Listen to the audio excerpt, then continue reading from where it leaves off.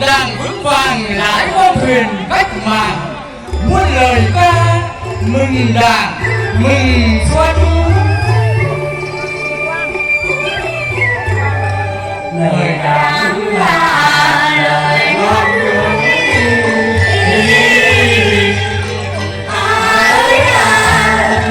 và chung lòng ta biết cùng dựng xây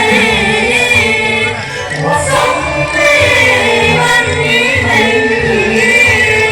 xã hội không nguy hiểm,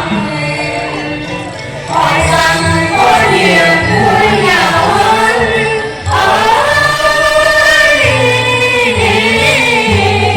vui niềm vui nước mạnh dân đi giàu.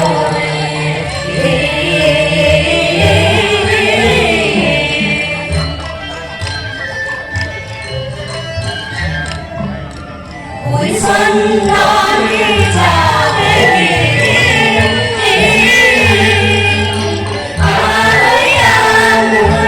chiều tận lòng ta hướng tới tương lai, ta sống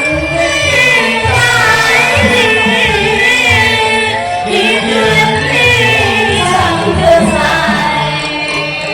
một niềm tin rất như giọt gần vai ghi nhớ trong tim rằng của tôi mãi mãi biết ơn người hoàn lưới dù hoạt là hoàn lưới dù